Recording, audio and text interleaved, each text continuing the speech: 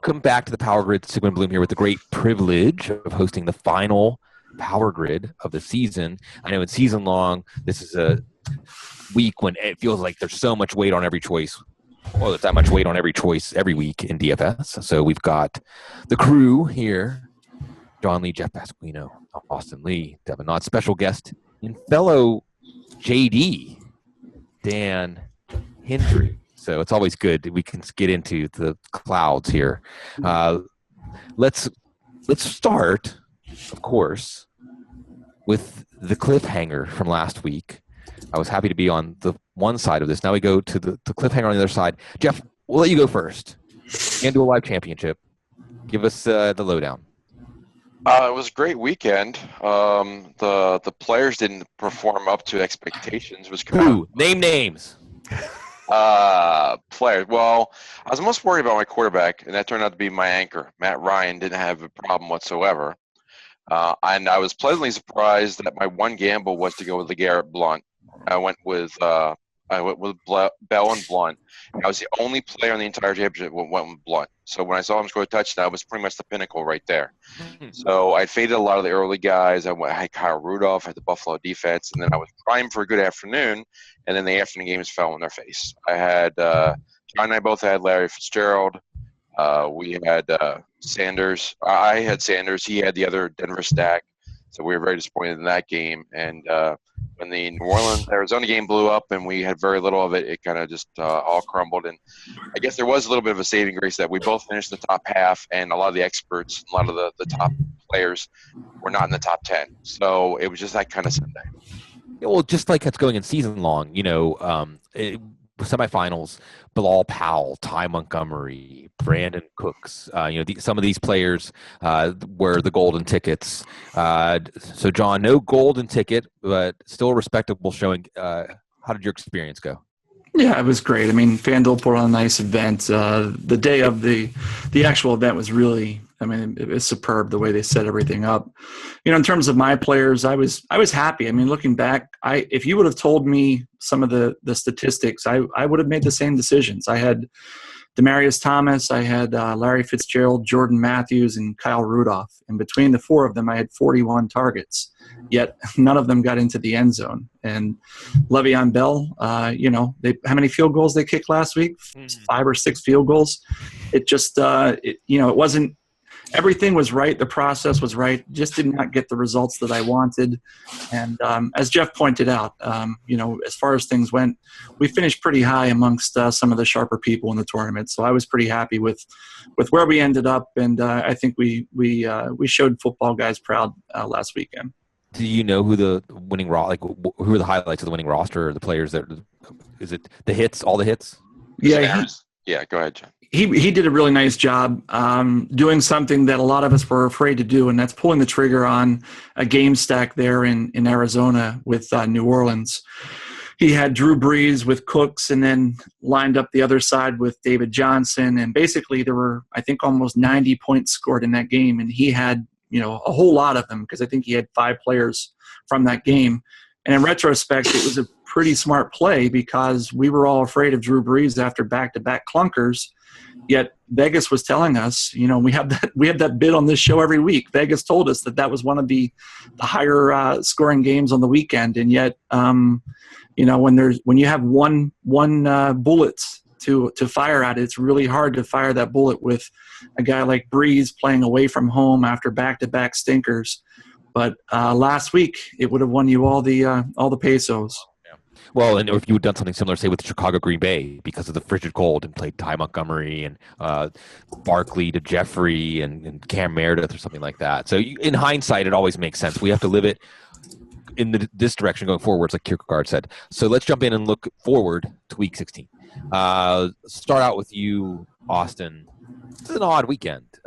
We've got 4 games after the flurry of games on Saturday afternoon, and it makes for maybe some different permutations than typical. And certainly, we have Christmas, like Steve Smith said, there'll be joy, but no peace. It's Baltimore, Pittsburgh, Denver, and Kansas City, Detroit, and Dallas, all good games, NFL intrigue, and adding DFS intrigue. Yeah, the slates are interesting because the main slate is on Saturday this week instead of Sunday, so you got to get your prep done a day in advance. The injury reports are kind of smushed a day in advance as well. And then you've got these two sort of weird Christmas games that you have to play kind of an odd slate to get into them. FanDuel has like a Saturday, Sunday slate that you can play to get some action in those games. But then you still have your typical Monday Night Football, and Thursday Night Football is in the rearview mirror at this point. So you got to pay real close attention to that Saturday slate if you're trying for some of these scores, like the big $1,500 entry on DraftKings, which I think is going to be a popular contest for some of the higher rollers this week. So we're going to try to focus on getting you some picks for those Saturday games. Let's look at a few of those Saturday games. And if you're trying to triangulate a game, maybe the way that the winner in FanDuel Live did, Devin, one game we might look at, Atlanta, Carolina. And we know what Atlanta can do. Julio Jones is back, so that increases the size of the pie if it is divided up differently. Cam Newton finally came back to life. Neither of these defenses seem like they can slow much down, at least through the air. Jonathan Stewart looked like a man reborn. We've seen Ryan Matthews run over Atlanta when a team has stayed devoted to the run. The over-unders very high. What's our angles on this game? Yeah, I mean, the passing attacks in both of these games is really intriguing because you have the worst pass defense in Carolina and the third worst in Atlanta in terms of yardage allowed. So Carolina's averaging about 275 yards a game, and Atlanta's right at 268 or so. So for me, if I'm stacking, it's going to be Matt Ryan just because he's more consistent. I don't trust Cam. I've said it a couple times that as he continues to have essentially nothing to play for anymore, I mean, I think there's still a small chance that they could win out, but it was very minuscule. Ultimately, Matt Ryan has everything to play for. So as you continue to head into these weeks, make sure that for me at least, make sure you're playing guys who have something to play for, because you don't want to be let down by a guy who seemingly just gives up in the second half. Nothing's more frustrating than that. But ultimately, I think, pairing Ryan with Julio or Ryan with Gabriel or Ryan with really anyone, and then also taking a Carolina receiver or Greg Olsen, having 3 or 4 guys in this game is going to be a valuable strategy this week. Or Ted Ginn, who's been surprisingly consistent. Don't make me break out the helmet. Yeah, well, he had, I guess, another 60-yarder that he barely dropped last week. So the opportunities are there. Opportunities will abound. John, going back to, again, the idea of triangulating a game, maybe you would triangulate Tampa and New Orleans. Now, this one, we've been looking forward to this in season long, too, this idea of Jameis Winston in the Superdome and it's the Saints culminating. Tampa's defense has changed since we had to take Saints' defense has changed to become at least manageable last week, notwithstanding. This is a game. I remember a game with Josh Freeman 3 or 4 years ago going into the Superdome, and everybody was on Josh Freeman that week, and he was an absolute disaster. You could see a little of that maybe in Jameis Winston this week. Another game with a high over-under. Mike Evans, who's been very quiet. Could this be all building to his outburst and tilting matchups, tilting DFS contests? What do we think about this game? It's an interesting game. I'm really anxious to see how it's going to play out in DFS formats in terms of recency bias, because if we look, it was just 2 weeks ago that this was a real disappointment of a game. Everybody had loaded up on it. They played in Tampa Bay that week, and Tampa Bay surprised and came away with a 16-11 victory. And yet 2 weeks later, the guys in Vegas said, hey, they're playing again. Let's double that total, and that's what it's going to be in Las Vegas. So you have to look at that and say, well, wait a second. Do these guys in Vegas, are they that smart? And, I think we all know the answer is yes. That's the truth. And so more often than not. More often than not, they definitely are in sync with what's going to happen on Sundays or Saturday, as the case were this week. Couple of things I'm peeking at this week with regards to this game. Michael Thomas has an elite matchup against Vernon Hargreaves. He has a 5-inch height advantage over him and should see him on the vast majority of coverage. No cornerback in the league has given up more yardage than Vernon Hargreaves in coverage this season. That bodes well for Thomas, who came off of a missed week in week 14 last week. He came back. He looked pretty good in more limited action. Expect to see him go all out this week in that very plus matchup. As far as Mike Evans goes, if he doesn't get back on track this week, he's not going to in 2016. Great matchup against Ken Crawley. Pro Football Focus has him ranked at 105 out of 120, allowing almost 70% of passes to be completed while in his coverage. Just an elite matchup this week against a secondary in New Orleans that hasn't done much all season. In terms of maybe a sneaky play, I think you can go to the tight end there in Tampa Bay. Cameron Brate has 27 targets over the past month.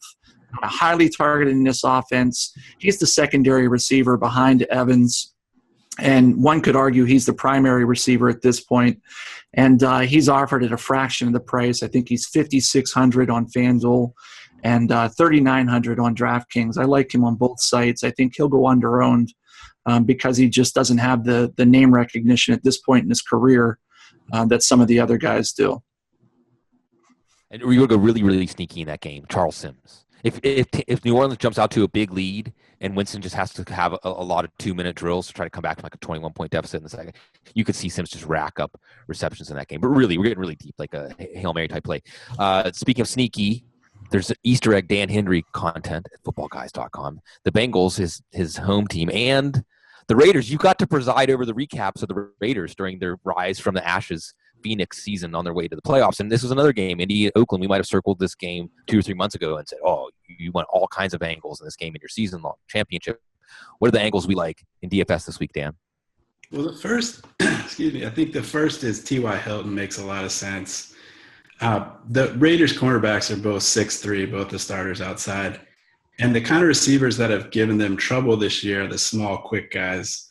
You've had Brandon Cooks, Willie Snead, Steve Smith, Travis Benjamin, Tyreek Hill, and a couple other smaller guys all had big fantasy games against them.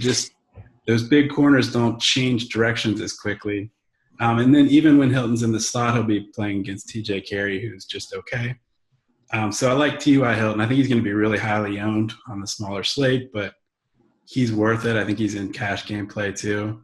And then Michael Crabtree, for some reason, is still underpriced. He's a guy all season, even back, I did the preseason updates, and it kept kind of thrown in there. Like, this is a 1A, 1B type situation. It's not, Amari Cooper as the clear number one. And even at this point, there's an argument over who the 1A is. And Crabtree's getting more targets. He's getting more red zone looks. And yet he's still priced significantly lower than Amari Cooper. So he's another guy I think going to be chalky in cash games and very popular in tournaments. The kind of nice and I think it's a positive and a negative in this game is that the main guys are pretty obvious because you have these Hilton, Crabtree, and Cooper all get a huge chunk of the offense. So you know where it's going, where you're kind of guessing a little more in some other games. I think that's going to lead to these guys being really highly owned in tournaments. And I wonder if Oakland might try to get 35 carries combined between Murray and Washington and Richard in this game. And another thing that has been pointed out, I think, is that now that the last few weeks Derek Carr can't take the handoff under center, so he's been all shotgun. And it hasn't affected them too much except in the red zone. They've just been miserable in the red zone the last couple of weeks. And part of it is they can't do some of the power run plays from shotgun. It's just they've mixed in a little pistol, which didn't work very well either. And then some of the timing's off on some of the routes too. They're normally off a play action or 5-step drops. So that's been a major issue, but now this is the third full week of game prep they've had to kind of try to fix that. So they've actually kind of moved the ball pretty well the last couple of weeks, especially last week where they were in the red zone pretty much every single drive. So it's just a question of if they can finish those drives off. And if they can, they definitely have 30-plus point potential in this matchup. So, Jeff, we've talked about Atlanta, Carolina, Tampa, New Orleans, Indy, and Oakland. There's still games left on that Saturday slate. What game, other than those three, stands out as one that might have the most relevant players or the chance to turn into a shootout and really elevate a lot of the players in the game? I was thinking about that because it seems like on the shorter slate, you're going to be a lot of people are going to be on those 3 games. So if you can identify another game that's going to be a shootout, you're really going to be ahead of the pack.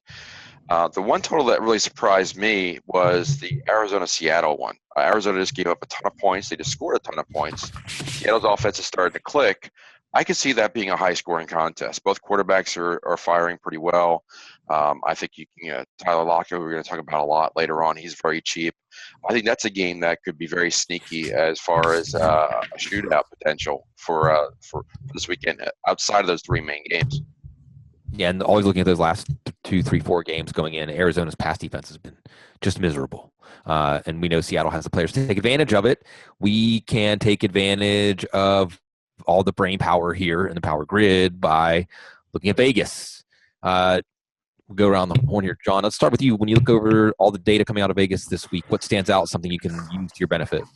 Yeah, one thing I really like this week, I talked a little bit about it last night on the Roto Grinders Football Guys show with Austin. It's this New England line. I mean, they're 16.5-point favorites over the Jets, who are just, I mean, they've just turned it in and they've given up on football at this point, and they just want their season to be over. And a lot of people are going to be excited about getting Tom Brady into their lineups, and I think that that's a fine idea. Hey, there's no problem with that, because the Patriots will do what the Patriots want to do in this game. But in DFS circles, for me, the money's going to be on LeGarrette Blount this week. When the Patriots have been touchdown or more favorites this season, Blount has excelled, and they've just fed him ad nauseum throughout the game. I think we'll see more of that this week against a Jets front seven that earlier in the season was playing with a little bit more vigor than they are currently. This could be a 2 to 3 touchdown game for Blount, and I would not be surprised to see Brady disappoint at a premium salary for the quarterback position. So use that Vegas line, that 17-point favorite. Know they'll be running clock later in the game, and it's not going to be Dion Lewis and James White. It's going to be that plotter, LeGarrette Blount. LeGarrette Blount, not one of the biggest surprises because there's been so many surprises this year, but continuing to get us mileage here. Devin, I cannot induce you into an eyebrow shaving bet, but because of that, we can still see what makes you raise your eyebrow when you look at Vegas this week. Yeah, there's not going to – I won't go that far. We'll just put it that way. Not yet. Oakland Indy is a game that I'm targeting, and is an over-under 53, which seems a little bit high to me, but I think it sets up well for both quarterbacks. I think that the passing attacks in both of these games should make it nice. It's in Oakland, so it's a nice weather game compared to some of the other games this week. And then the other game that I've been targeting, and it's a little bit crazy, but I was surprised that the Browns are only 5.5-point underdogs in this game. I know that San Diego goes on the road, but if you want a team that's basically nailed it in since week 2. It's been Cleveland. So they just looked absolutely horrible last week, losing by 20 in Buffalo, and just seemingly that they're done with this season. So it's a little bit surprising to me that they're only 5.5-point underdogs. They haven't had a game in which they've lost by less than 10 in their last 6. So they've lost by 10 points or more in their last 6 games. It's just – feels strange, so I may throw Robert Griffin III in a couple GPPs just in case the Vegas guys know something that I don't, because I don't see how it stays close. Well, so this is one of those things, we say more often than not Vegas knows what they're doing, but I think this year the Browns are something like 2-12 against the spread, and San Francisco is something like 3-11 or 2-11-1 or something like that. So every week these teams are not playing well enough to even win against the spread when they're big underdogs. And now that maybe you're right, there's something Vegas doesn't know, but it's looked like there's something Vegas, or something we don't know, but there's something Vegas doesn't seem to catch up to on the Browns that the rest of us can see. Austin, when you look at the Vegas data this week, what do you see? Yeah, there's a huge disparity between those 3 big games we talked about at the top of the show and the rest of the slate. It's like a 5-point disparity between, like a divide between those sets of games. But I like what Jeff was saying, trying to find one of those lower predicted games to bust out. The one that I'm eyeing is Washington at Chicago. Now, usually we have to watch out for Chicago weather, but so far it looks like it's going to be around mid-30s, so not crazy like last week. I like Kirk Cousins to potentially have a bounce-back game here. He didn't play terribly last week. His pass catchers dropped a lot of passes. And I like the running games here, especially Jordan Howard. He's a big cash game running back for me in the situation. Washington is just putting up tons of yardage on the ground, so I think Jordan Howard is going to be the most exposure I have to a running back in cash games this week. Well, like I said last week, Chicago Green Bay turned into a shootout. Matt Barkley showing he can play in the cold. Kirk Cousins played at Michigan State. He can play in the cold. And on that note, on Howard, Washington looked uninterested in tackling Jonathan Stewart. And Jordan Howard is not much easier. Dan, what can you see coming out of Vegas that will make our DFS lives easier this week? Yeah, I'm going to piggyback on a couple of these because one of the things I really like to look for is the reverse line movement, where the public's going one way and the line's going the other. And we've mentioned a couple of them. One of them is that Washington game where 2/3 of the public's on Washington, but the line's moving towards Chicago, which I think, again, bodes well for Jordan Howard. And Cameron Meredith is another guy, assuming Alshon is covered by Josh Norman. I think Cameron Meredith sets up to have a nice week. Especially, and I agree that one has some shootout potential because Kirk Cousins has been putting up yards every week, and the Bears defense isn't awful, but it's not one to be scared of. And I think they have some really favorable matchups at receiver there. And then the other one, which we already kind of mentioned too, is Cleveland, which is, again, the public 75% on the Chargers and the line's moving towards Cleveland. So that one is one that kind of gives me some pause because there are some players that I thought were interesting. Hunter Henry. I know that everyone's kind of talking about the narrative with Gates, but Henry's just been a lot better player this year, and the Browns are so bad against the tight ends. So that was one I was kind of interested in, and maybe even Kenneth Farrow if, Gordon's for sure out. But kind of with that reverse line movement scared me away from that game a little bit. Although you've been right, there have been a few other games like that with Cleveland this year where we're seeing this reverse line movement towards Cleveland, and you're kind of like, I don't know, maybe I'm getting scared off these guys, and then Cleveland gets drilled anyway. So maybe it's just a spot where Vegas thinks they know something, but they don't. Yeah, well, Cleveland will stay competitive for a quarter and a half. Where we go back to the game against Baltimore when they were up 20-0, and then the extra point gets blocked and returned, and you all know the story from there. And on Cam Meredith, Matt Harmon, perception wide receiver expert, was on the couch this weekend. He said that Meredith's been lining up in the slot more, so that's another reason to think that he won't see a lot of Josh Norman. And again, one of those late season stories, Matt Barkley continuing to play really well, and he made 3 wide receivers good plays last week. Jeff, Vegas, what can we use to give us an edge this week? There's not much left on the table to discuss. I will say that the Buffalo-Miami game has playoff implications. If you can figure out what to value there, that would be a good one. But the interesting one, and I'm looking at stacking a little bit later on, is a totally GPP play, is the Tennessee-Jacksonville game. I think that Jacksonville has a favorable matchup in the passing attack, but Tennessee really needs to get this win as they push for a playoff spot. So I think that Tennessee's projected for over 24 points, but Jacksonville, they're used to playing from behind. They're always playing. It seems like garbage time starts in the first quarter for them, so they're always going to throw. So I think there's potential there. And I like both receivers for Jacksonville in that game.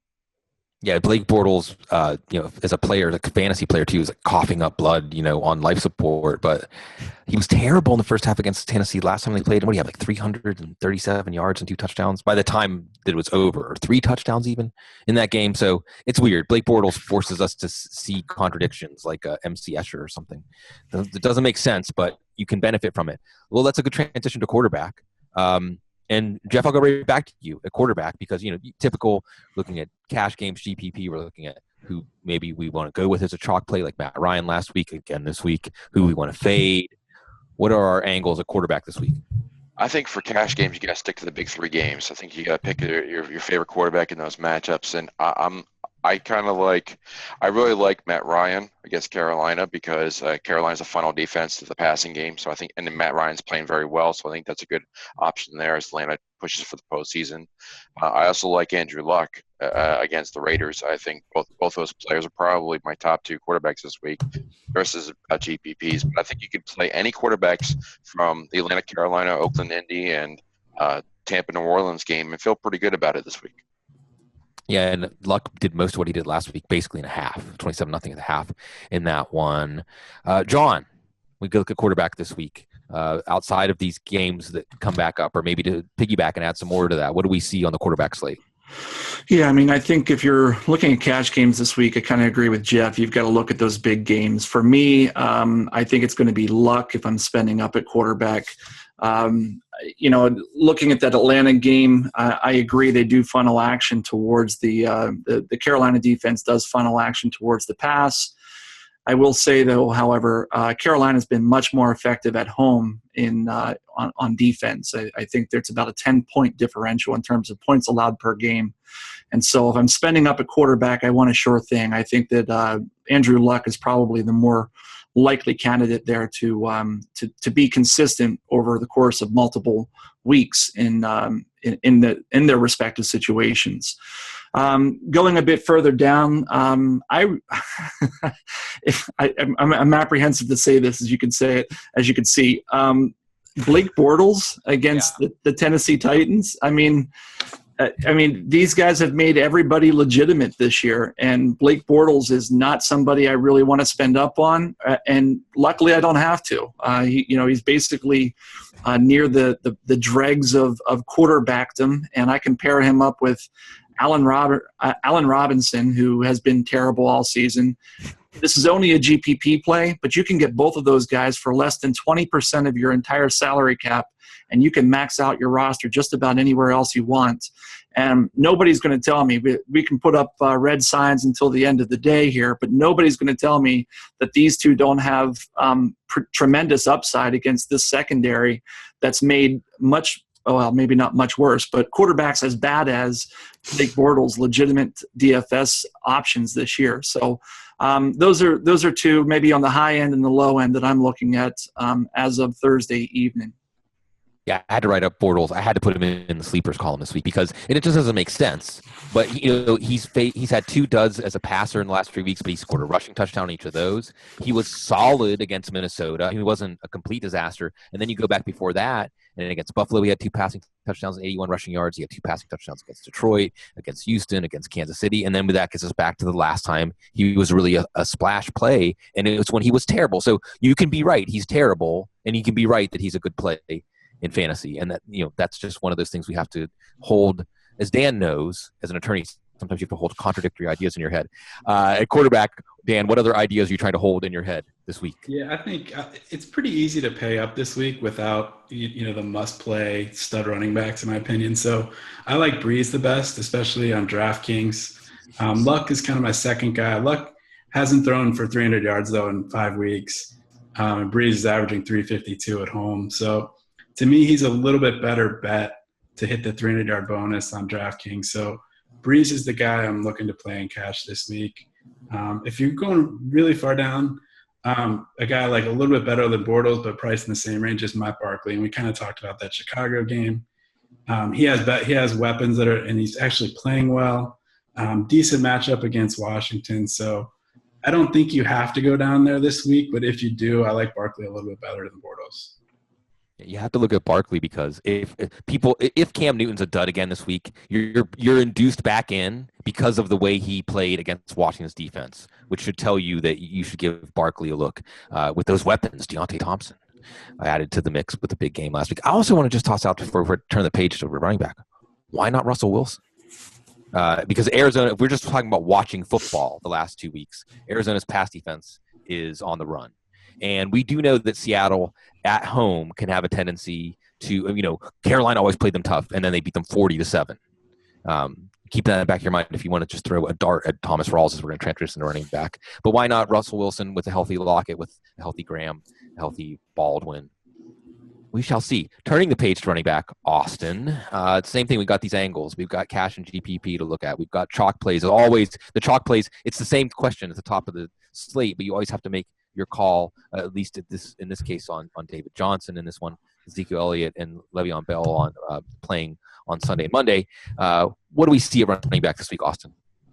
Yeah, it's the week to fade the top guys. I feel like they're not only does Bell. Is he on an off slate? He's also got a really tough matchup against Baltimore this week, so I'm not willing to pay up for him even if I'm playing that slate. And David Johnson's got Seattle. I'm not willing to pay up for him for that. Ezekiel Elliott, I'm willing to consider, but like you said, he's on an off slate. He's on Monday Night Football. So if I'm playing that slate, I'm probably playing Zeke, but he doesn't help me on the main slate. So I think if you're going to pay up, the guy to pay up for is LaShawn McCoy. I really like that matchup against Miami this week. He showed that he's not going to completely get vultured by Gillislee last week. He did get a touchdown run from the 3 in that game last week and put up some big numbers. I think that another chalk play that a lot of people are going to be on, recency bias, and it's a decent matchup here. Ty Montgomery. Minnesota's defense is great against the pass. They're okay against the run, but I think that Green Bay is going to have to look on this running game again this week. Ty Montgomery's the guy for them. He's pretty cheap still, so I think he's a guy who's going to be in a lot of my cash game lineups. Yeah, looking at that Green Bay-Minnesota game, you just have to ask yourself, is Minnesota running out of gas emotionally after everything they've been through? And even though they're still mathematically alive, and it's at Lambeau, so you could see this one turning into a rout. Or does Minnesota fit into the late season divisional matchup? These teams hate each other, and they're going to summon up everything they have. It will determine a lot. Devin, at running back this week, what else do you see out there that will determine a lot in DFS circles? Yeah, I like LaShawn McCoy. He's my top guy. But 2 other guys that I really like that Austin didn't mention. One is DeMarco Murray. So over the last couple of weeks, he's been under-owned because they've been incorporating Derrick Henry more and more into this offense. But 2 of his last 3 games, he's caught 5 passes in each of those games. Tennessee is a 5-point favorite. They're projected to score right around 24 points. So I think DeMarco Murray's in a nice spot. He'll continue to be under-owned. The other guy that I really like is Rob Kelly. As a big guy myself, having a nickname Fat Rob for Rob Kelly is awesome. No, but it's more than that. So in his last 3 wins, he's gone for 97 yards, 137 yards, and 3 touchdowns. And 63 yards with 2 touchdowns, including 25 yards receiving in that win against Philadelphia. So at 5,800 on FanDuel, he is just way too cheap against the Bears, and they're going to lean on him again and again and again. If they fall behind, like we've seen, he doesn't perform. So last week he had 9 carries for 8 yards. He found the end zone twice, but his carries basically get cut in half when they get behind early. So I don't think that they're going to get behind early. It's cold weather here in Chicago. Rob Kelly is a very good cheap option this week. My line this week has been Chicago made Ty Montgomery look like Amon Green. So maybe they'll make Fat Rob look like Fat Eddie. So we'll see. Last one, John. Since you like my joke, thank you. I am needy, and I do appreciate the approval. Well, I'll throw it to you at running back this week. What do you see? Yeah, I mean, I think that these guys have hit kind of the highlights of the ones I liked. I'm glad to hear that Devin's on Rob Kelly because he's somebody I talked about last night as well. Monitor the situation there in San Diego with regards to who's practicing. You can't ignore Kenneth Farrell despite some of the narrative that we've been talking about with this reverse line movement. They're still almost a touchdown favorite. If he continues to see the bulk of carries out of that backfield against Cleveland, who's given up the 2nd most yardage on the ground this season, he's got to be in play in multiple formats. I've already talked about LeGarrette Blount. Everybody hates to roster LeGarrette Blount for some reason. I mean, he doesn't catch passes, but that's also baked into his salary across many sites. He's got as much touchdown upside as anybody on the slate this week. And, outside of him, I think my favorite play this week is one that was already mentioned several times, and that's Jordan Howard against Washington. Yeah. Definitely got to be in on him this week. Yeah, Howard's kind of the Ezekiel Elliott, Le'Veon Bell kind of chalk play, and then you say, well, how can you get some diversity, or maybe so. Two names I'm surprised to have not heard that I'll toss out there before we turn the page to wide receiver, and picture, if you will, a running back duel in Los Angeles between one Carlos Hyde and Todd Gurley. Now, you know that San Francisco is probably not going to run away from Los Angeles and make Todd Gurley irrelevant, and we know San Francisco has a poor running defense, and we know that Carlos Hyde is just a badass, and the game's going to be close enough that he's probably going to get to 25 carries. I could just see both of these teams turning this into a showcase for these running backs, and I could see us seeing the back of their jersey as they're running away more than once per running back. I mean, I just follow me to this fantasy wide receivers. Jeff, what do we see? What stands out on the slate this week?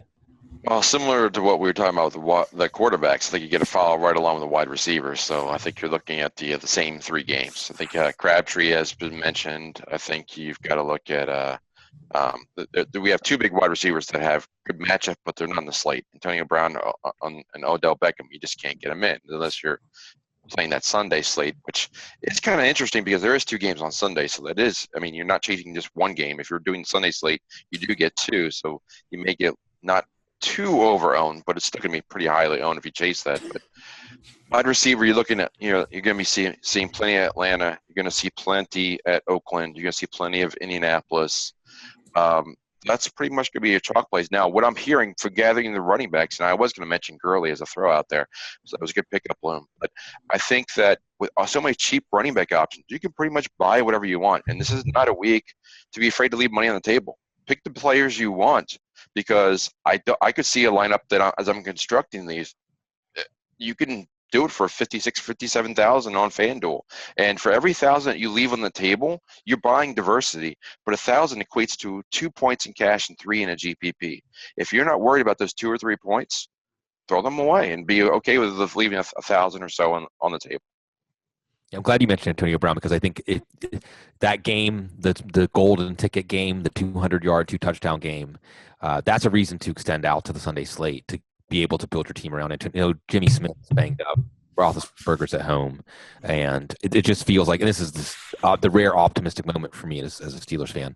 Optimism, Dan. What gives you optimism at wide receiver this week?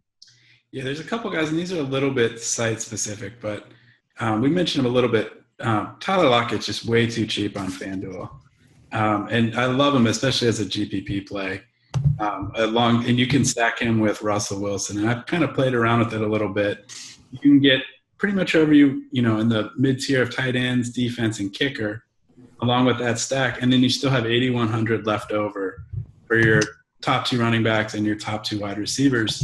And I think that the cheaper running backs can be somewhat popular this week.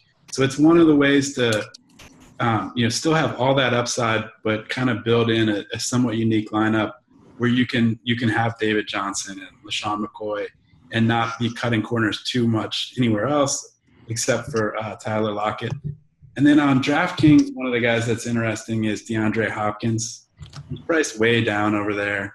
And I think it's whether or not you buy into the Tom Savage narrative where you targeted him 15 times after he came in last week, and he just gets more juice on the ball to the outside. It's not a great matchup. The Bengals usually do pretty well against outside receivers. Adam Jones is decent. But just based on pure volume, he's priced all the way down at 5,200, which is just way too cheap for a guy as talented as he is, and who I think is a very good bet to see 10 or 12 targets. Let's look at wide receiver. Devin, what do we see a wide receiver that stands out this week? Yeah, wide receiver's tough. It's really, I mean, we talked about Mike Evans in a little earlier. I think he's a GPP play. I think a lot of people are just going to be off of him based on his recent performance. A lot of people have owned him recently. I kind of am looking at this San Diego game. One of their receivers is going to go off, and I seem to pick the wrong one every week. So in GPPs, I'm building lineups with both Inman and Tyrell Williams. Not together, but separately, just because Joe Hayden is a shell of himself, his former self. And this Browns team, as we've mentioned, is just atrocious. So I think one of them if not both of them score this week, it's just one of them will have a bigger week, and I seemingly pick the wrong one every week. So I'm not going to give a pick there. T.Y. Hilton is my top guy, as it's already been mentioned multiple times this show. And then ultimately, I think that you have to go back to New Orleans and look at Brandon Cooks and Michael Thomas. It has been mentioned a couple times as well. So really targeting a lot of those big games, but also targeting against the Browns just because their defense might be one of the worst in NFL history. Just because I'm feeling mischievous, I will say, dun, dun, dun, can you tell me how to get to Narrative Street? Why not Travis Benjamin in Cleveland? It's fair. He had the long touchdown last week. I'm just muddying the mix here. Because he did get behind the defense for a long touchdown. And we know that the Browns are good for a breakdown. Mm-hmm. I've got to add to the mix here before I turn the page to tight end. Eli Rogers has had 6 for 59 and a touchdown, 6 for 103 against Baltimore, 4 for 20, and 5 for 75 and a touchdown every time he has at least 6 targets, 4 times this year. Darius Green probably out with a concussion. Sammy Coates hurt his hamstring in practice. So Eli Rogers, everybody. Kenny Britt, just because San Francisco's bad and saying San Francisco's going to be bad, can be good. And, we saw Mike Thomas get free. And Jared Goff's never going to leave the pocket again now. He's just going to – he will never run outside the pocket after what Richard Sherman did to him. So that gives more shots for Kenny Britt. And then we mentioned that Washington-Chicago game as a potential shield. There's lots of angles there. Deshaun Jackson, Cameron Meredith came up. Alshon Jeffrey, who came alive in the second half. Even boring old Pierre Garçon, who's been very consistent for cash games. And turning the page to tight end. Start with you, Austin. Tight end, it seems like every week the shelter or the good feeling, the warm fuzzies at tight end, there are fewer and fewer tight ends. But that tests our mettle. So how can we pass the test at tight end? I think you were going to want to watch the Greg Olsen elbow injury situation really closely. It sounds like he's going to play, but somehow he's not practicing. So that doesn't quite add up yet. But coach is saying he's going to play, and I think he is the best play of the week if he suits up, and it sounds like he's not going to be limited in any way. We already mentioned Cameron Brate. He's another one of my top plays this week. I would kind of steer clear of everything that's going on in Washington. I think if Jordan Reed, decides to play, then, he's not quite right health-wise, and I don't trust Vernon Davis in Chicago in that situation with the way he's dropping passes. So I would fade the Washington tight ends and look elsewhere there. And like you said, Ladarius Green is not someone you're going to be able to rely on this week. Sounds like he's not going to go.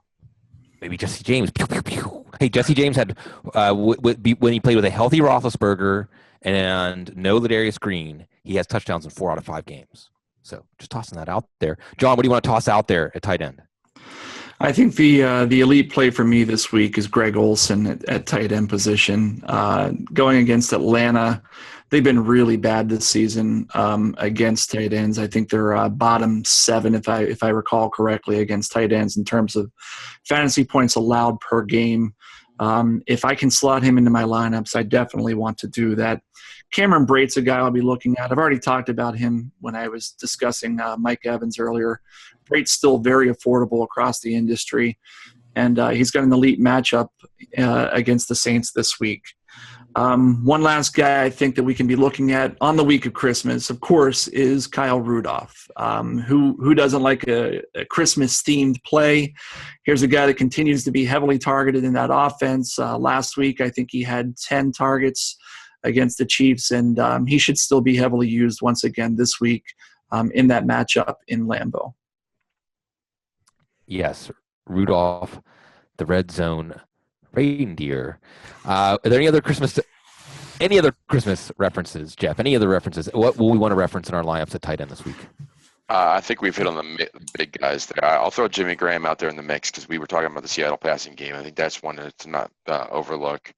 And Tyler Eifert, if we have, it's possible that Cincinnati could be moving him in the right spot against Houston and get him in the mix more. So it depends on if AJ Green is back in that situation, how that lines up. But if Green's a scratch, I like Eifert even better in that matchup. But I think we've hit on the main guys. I'm looking mostly at Olsen and Brate myself.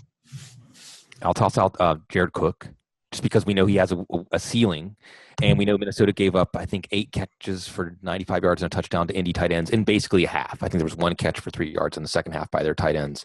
Jared Cook is interesting. And just because everybody cares about my team, I'll just tell a little story that I lost Rob Gronkowski on a team.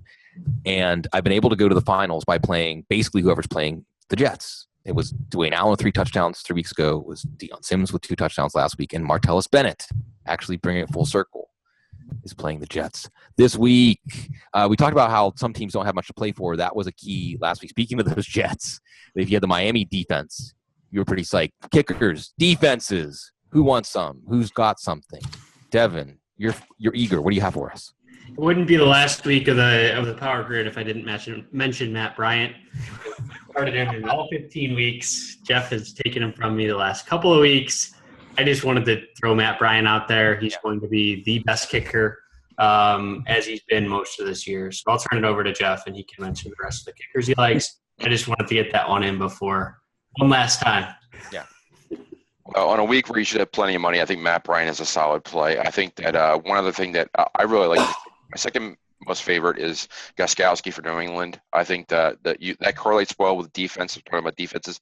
New England's the chalk play on defense this week as well against the Jets, who aren't supposed to do much of anything. But Gostkowski is $400 cheaper.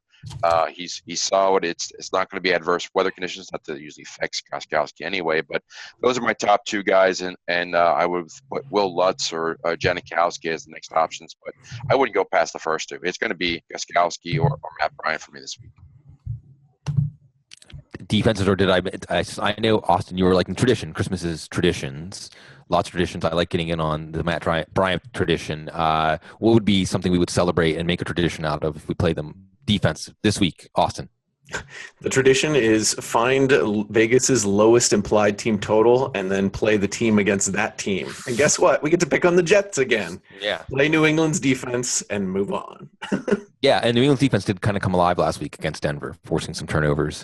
Jabal Sheard, their best pass rusher. Well, he's turning into their best pass rusher. Finally, Trey Flowers. I know Clayton Gray would love for me to mention any Arkansas Razorback and Razorback rhymes with stack. So let's go to stacks, Dan. Tasty, juicy Christmas stacks. We could like do Christmas cookies and icing and ice cream and lots of things. What are you going to make a stack out of in your Christmas lineups? Yeah, I mentioned my favorite is probably Tyler Lockett. I've already talked about that one with Russell Wilson. And then I really like Michael Thomas too. As John mentioned, he has that 5-inch height advantage. And he didn't play the last time that New Orleans played the Bucs. And you could tell that New Orleans got down in the red zone. The offense wasn't quite the same without him. So I think he's the guy who has a lot of red zone upside for New Orleans. So that's a good way I would attack that game. Although, especially I think if Cooks might be a little extra ownership this week after what he did last week. So I think it's a nice, not that Thomas is going to go too far under the radar, but I think you'll get him a little lower ownership than normal this week. I think there's an angle there, too, that Hargreaves might be really a poor tackling corner, and Thomas obviously very creative after the catch. You would know, Dan, watching him at Ohio State, the 7 times they threw to him. Jeff, stacks. What stacks bring the stacks of cash this week? I think that a lot of people are going to be looking at the big games, but I think probably one of the lesser on would be to Jameis Winston. I think we mentioned Brate, we've mentioned Evans. I think if you put that trio together, that could be a very profitable stack. It's a game that could go off, but didn't last time. But now you're in the Superdome, and if you think Brees is going to have a good game, game stacking both sides or just taking the Tampa stack is probably one of the things I'm definitely going to do this week, and I would recommend people trying that as well. We mentioned the big 3 games. They're going to be highly owned, but that's for good reason. Those are good things to go after. I like the Seattle stack. One other game I want to mention before we close, which is it's on Monday night. Otherwise, I'd be all over it. But if you were playing a Monday night inclusive slate, I think Detroit's going to show up a lot more against Dallas than a lot of people think. Because Dallas could be done for they could be already married into the number 1 spot. They could be resting players. But Detroit has a lot to play for, and Detroit's strength is the passing game, and that's the weakness of the Dallas defense. So do not be afraid if you're playing the Monday night slate to look at Matthew Stafford and stacking him with 1 or 2 receivers. Austin, what other stacks should you not be afraid of this week? I'm going to look at some of these cheap upside guys for maybe larger tournaments.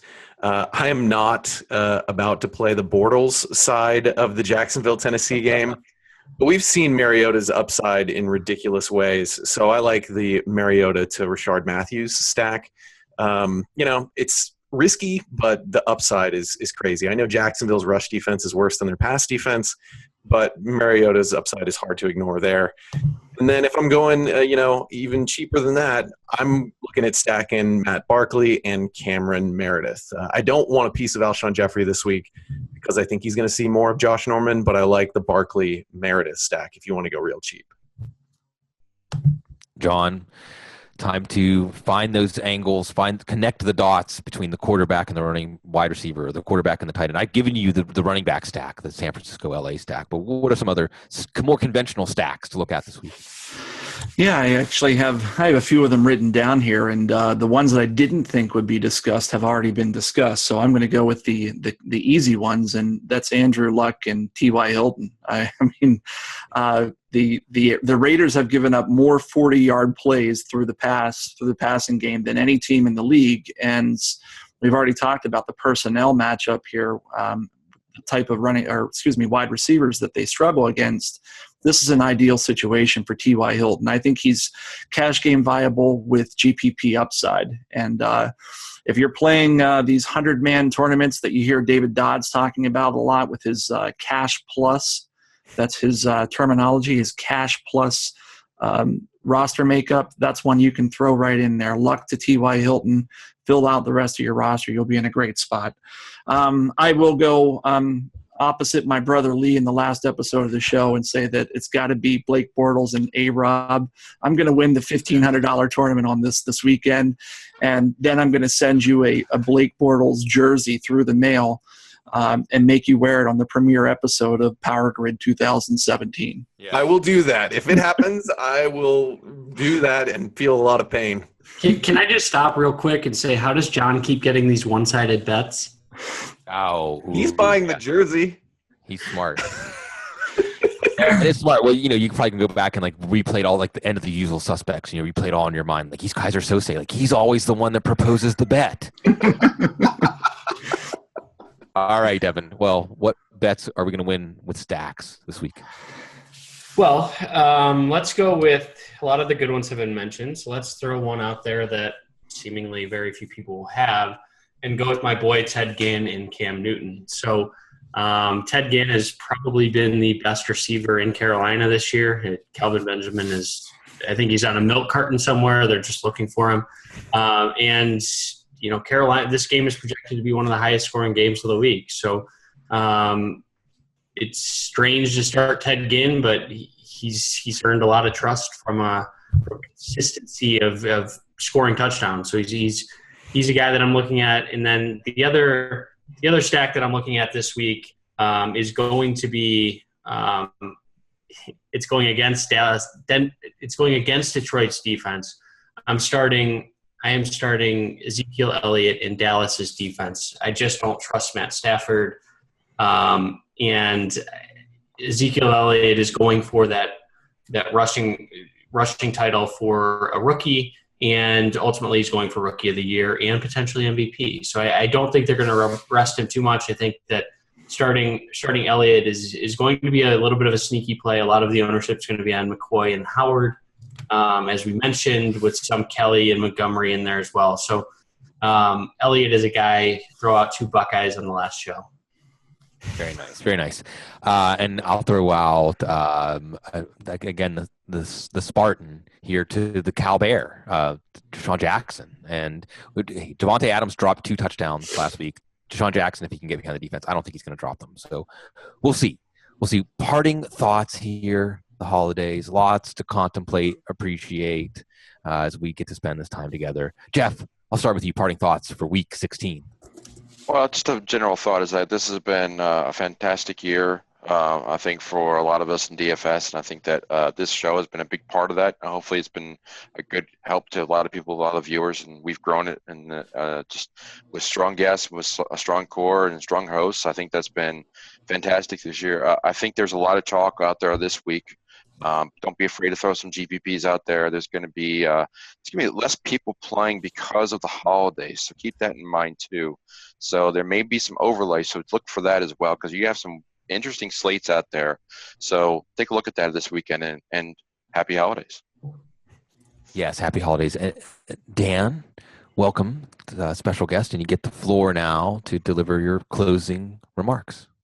Yeah, it's been a fun year, and it's nice that my brother's gotten into DFS this year, which has been really cool. So we'll get to play together during the holidays.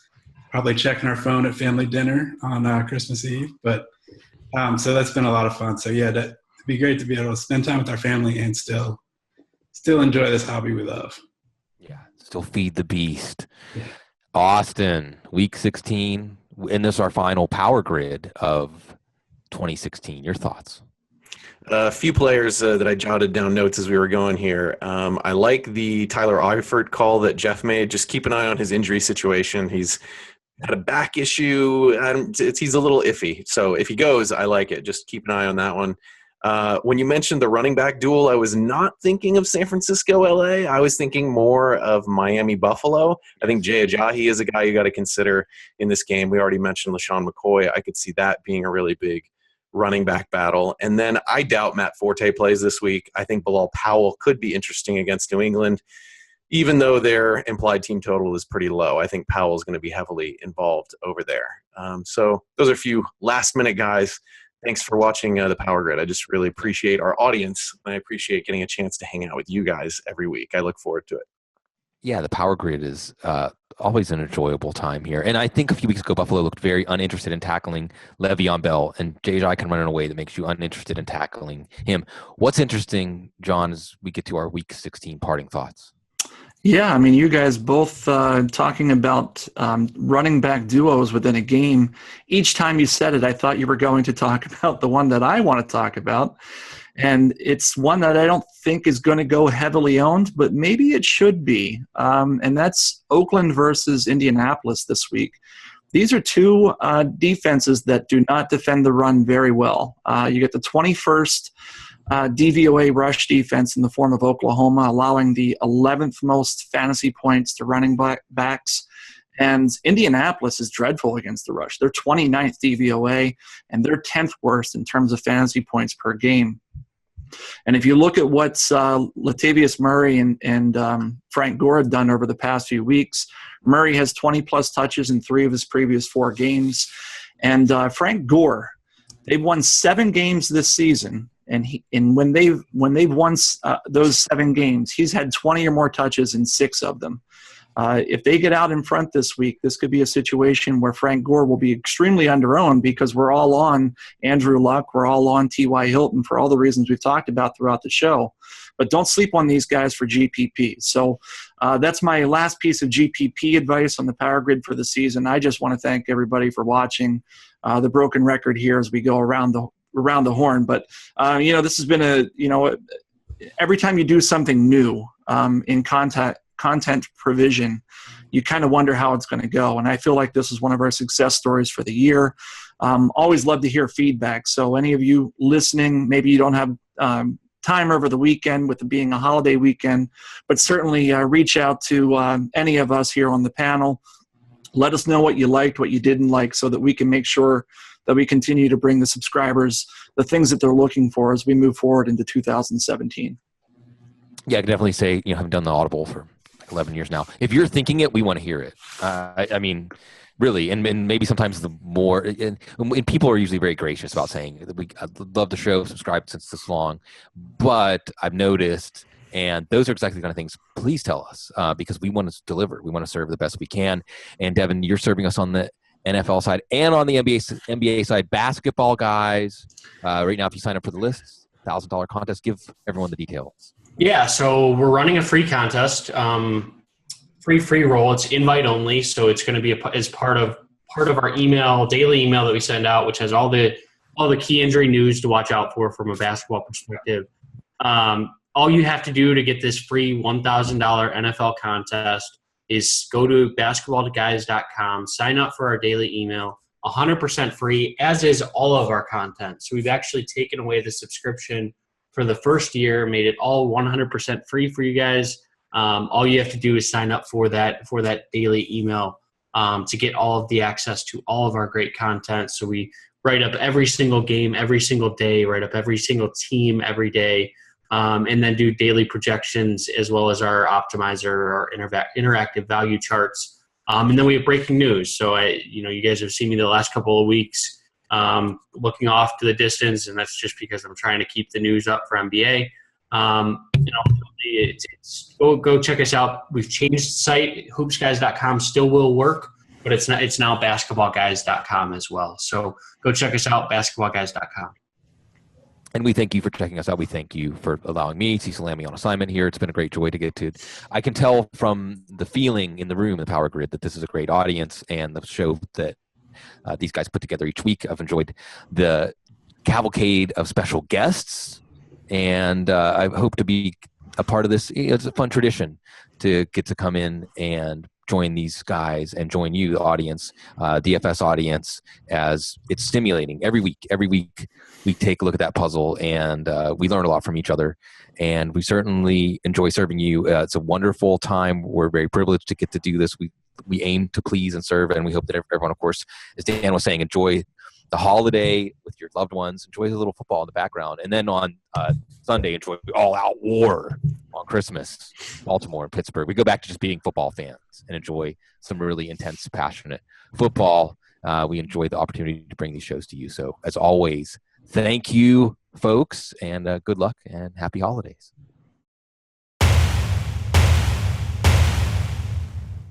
It's Christmas. Thank you. Yeah, make a Rudolph joke. I'll make a Rudolph joke.